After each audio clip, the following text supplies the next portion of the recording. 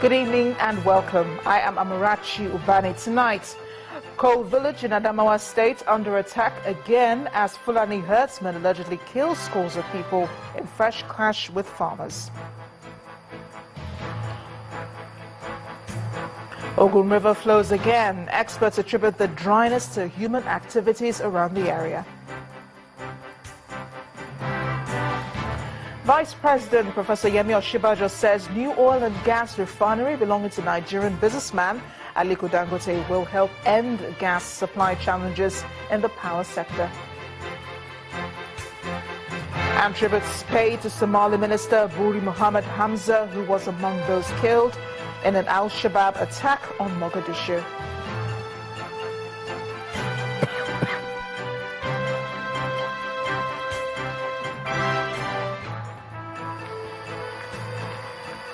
We started with security as Nigerian troops today continue their effort to give a final defeat to Boko Haram insurgents.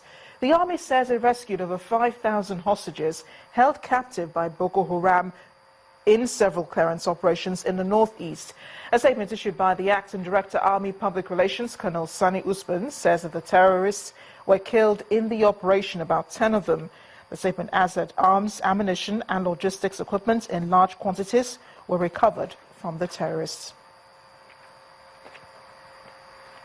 The village of Ko, a few kilometers from Yola, the Adamawa state capital, is again witnessing serious threat following fresh attack by Fulani herdsmen.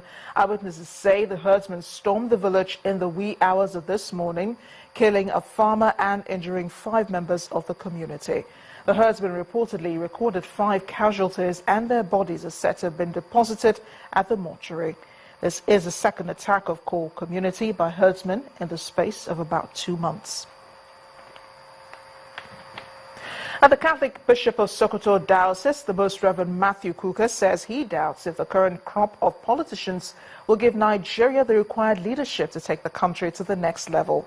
Speaking after church service to celebrate Father's Day in Lagos State, Bishop Kukah says Nigerian politicians have continued to undermine the interests of the ordinary Nigerian who gave them the opportunity to serve through the ballot.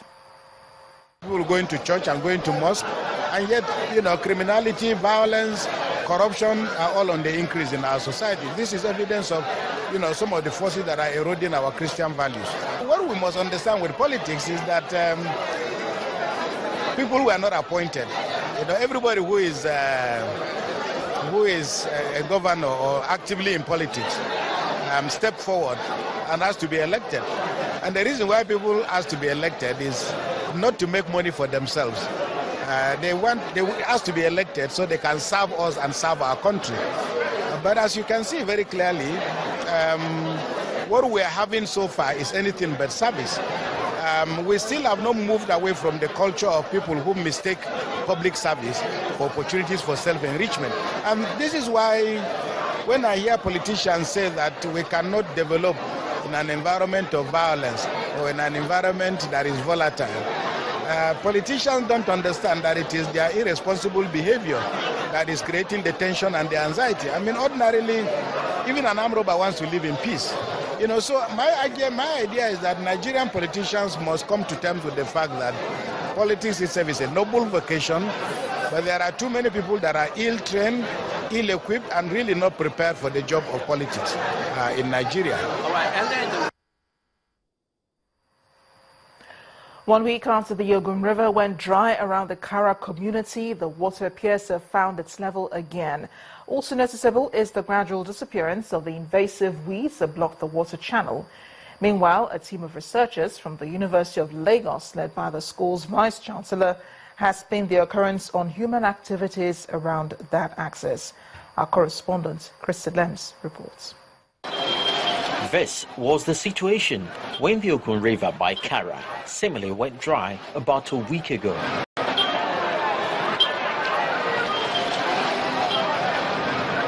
To the onlookers, it was a miracle. I've known this river to be here over 35 years ago. And it's so surprising to see that everything has just changed all of a sudden. But 1 week after, the river is beginning to take its course again. prompting a team of researchers from the University of Lagos, led by the Deputy Vice-Chancellor, to visit for an on-the-spot assessment. As far as they're concerned, the phenomenon is as a result of growing human activities around the axis. I believe in miracle, but this one is due to the activity of human activity, human impact on the river. For years, for so many years, during the dry season, you see the water hyacinth accumulating around that place because of the stand of the bridge, the foot of the bridge. And during the rainy season, the water hyacinth will move to the lagoon through Ikorodu axis to the lagoon there. So, but because of the human activity going on there, which is on the increase, you have the animals and other things that they get from they are working on being dumped into the river. And also, you have construction work going on here, where the people will throw part of the bamboo into the river. And because of that, you have that blocking the pathway through which the river is supposed to flow past the foot of the bridge. While the invasion of our waterways by these weeds remains, converting it to our benefit is yet to be explored. The training was conducted at Ibokoda in Ondo State, during which water hyacinth was converted to organic fertilizer. And the intention then was for it to be produced on a commercial state level, but up till now, nothing has come of it.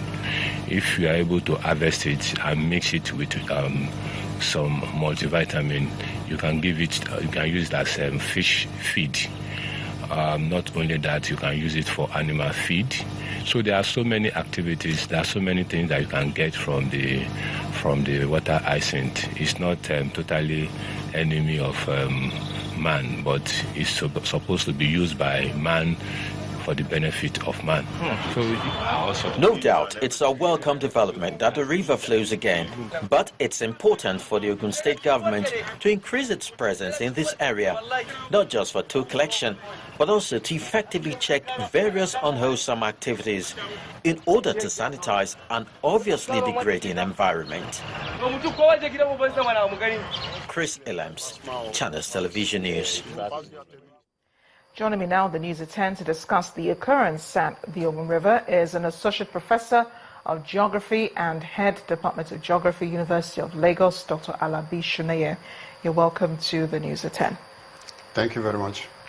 Well, thank God the river cleared itself. You know, I was talking to you about it just before we went on the news, and you said that the clearance of the weeds was a natural occurrence. This was just the river doing, what it was supposed to do.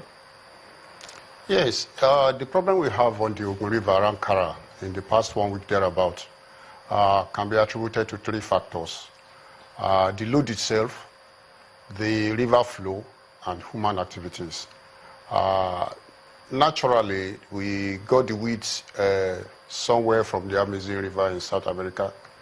It's been becoming invasive in almost all the parts of the world, the tropical region, the temperate region.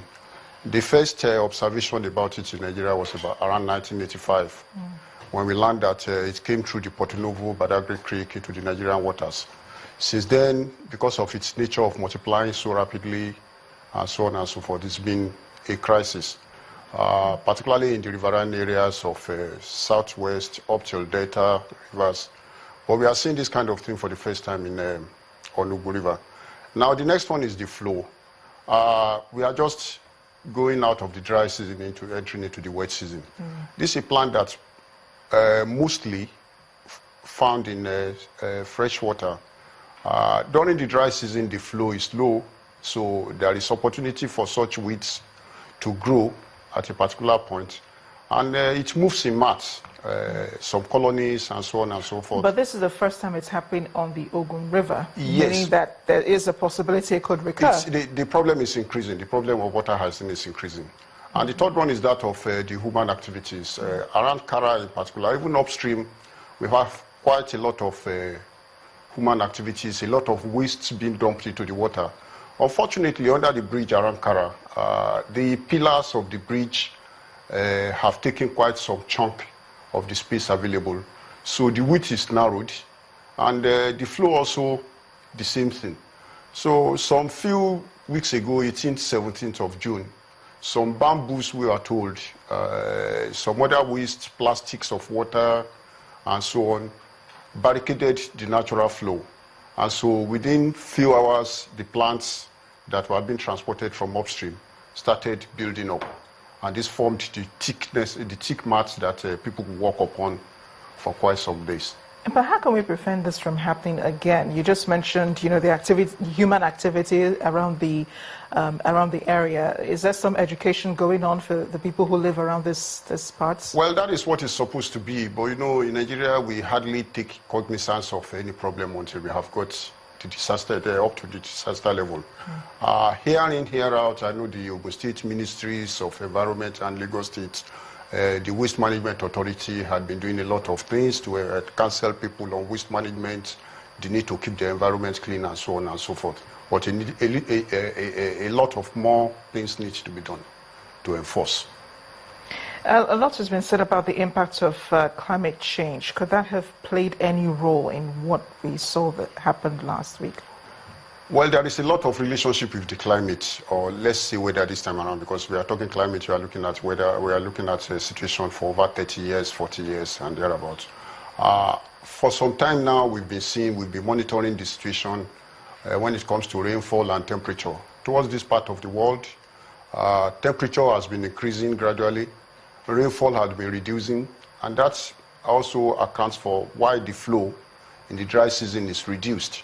And when there is reduced flow, it means that a lot of things can happen around right in the floodplain, and then the erosive power, the transportation power of the river becomes limited. So presently, definitely there is a lot of implications from climate change. In fact, our team that went to the site had a climatologist amongst us who was looking at this aspect of the problem. Dr. Shinaya, thank you so much for joining us on the News at 10. Thank you very much. In part 2, after the break, officials of the Nigeria Security and Civil Defense Corps arrest suspected oil vandals in Abia State. Warn other criminals to stay away from such illegal acts. Please stay with us.